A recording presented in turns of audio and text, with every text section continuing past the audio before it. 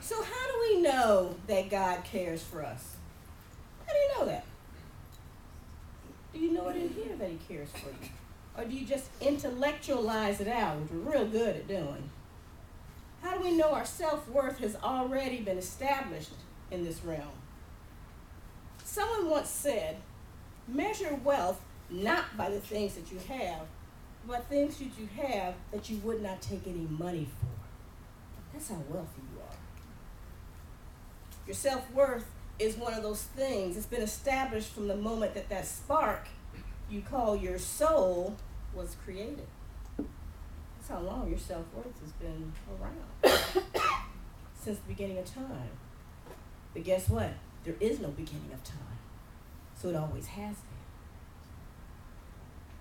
Have patience with all things, but it's imperative that you have patience with yourself.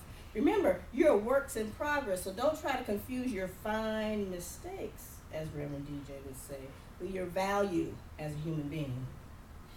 Your worth is not defined by the car you drive, by the clothes you wear, or your perceived social status. Oh, I love that one. I live in such and such an area. Oh, yeah? Good. Glad for you. I drive this kind of car. Good. Glad for you. But that doesn't define who you are. You are perfectly valuable. This is a quote from St. Francis de Sales of France. You are perfectly valuable, creative, worthwhile person simply because you exist.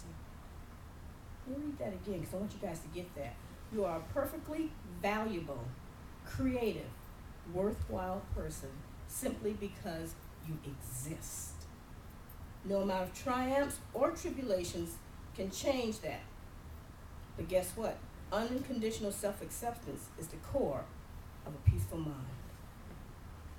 Because if you don't accept self, guess what?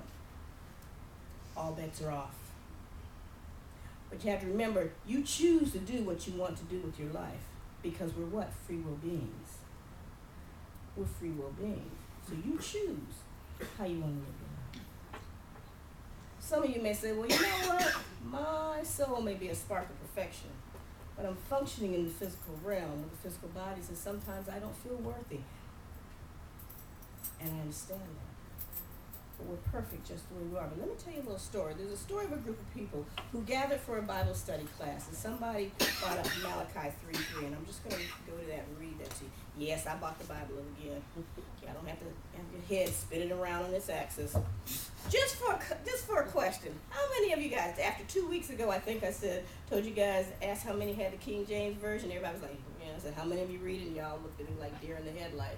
I told you to go to the bookstore and buy one that you can read because they write them in English now. How many of you did that? You know what? There's so many versions of text, scriptural. There's so many that you can read. That's awesome.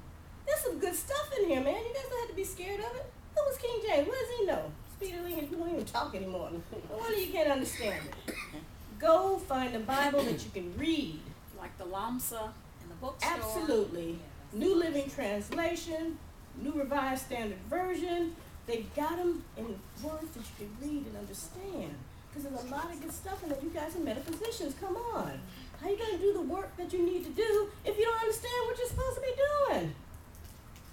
We give you some of the information here, but you have to do the work yourself. You're spiritual scientists. Hello? Come on. Get with the program. I'm going to ask that again in 2 more weeks. I expect to see every hand raised up. We ain't got me something to read.